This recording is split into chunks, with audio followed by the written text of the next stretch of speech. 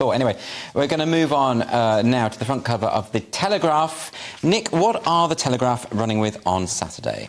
Oh, well, they've got PM's Brexit deal falls short, say Unionists. I mean, I don't know if we're doing it from the Guardian or the Telegraph, but it's the same story. It's basically the Northern Ireland Protocol, which never, ever ends. I mean, I keep thinking it's going to go away, but it never does. It's like the dark side of one's own character. It never goes away, and we keep ending up having to talk about it. But basically, Sunak is trying to get this through, but the DUP aren't necessarily happy. They're waiting to see, and the European Research Group are in lockstep with the DUP while they wait to see, is this sufficient? Are there any red lines crossed? Well, they are crossing the red lines. I mean, this is the huge problem with all of this stuff, is that they're sort of under... I think Sunak's doing it, actually, at least he's sticking his neck out and trying to get some sort of resolution between the EU and getting Stormont up and running again, which is so important. But the Unionists do have these red lines, and in particular, the idea that the European Court of Justice should have any involvement in arbitration of business decisions when it comes to Northern Ireland. And it seems to be that will be the case, even with this agreement. Well, you're Northern Irish, and are you furious about it? I'm not furious about it because I don't run a business in Northern Ireland, but I imagine if I was a unionist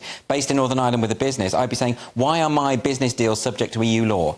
You know, you would be saying that. And, you know, I think for a lot of the unionists in Northern Ireland, this is about the constitutional implications. You know, it isn't just about the money, it's about what it symbolises to have this hard border down the Irish Sea. Yeah. I actually would say... I forgot you're not the side that would be furious about it, but carry on. My name's Doyle, you know, that's fine. But I would suggest that this solution of the green lanes and the red lanes, it does mean that goods that are coming into Northern Ireland from Great Britain that are going on to the Republic, they will be subject to those customs checks, and the EU should be happy enough with that. I think this is a good system, but it looks like it's not getting resolved anytime soon. No, well, they're saying Sunak's more open to solutions rather than just posturing than before, but then that's the Guardian, the Telegraph's a bit more sort of sceptical, so let's see. We have to do something, because if Stormont's not up and running, I mean, they had to pass the budget at Westminster, didn't they?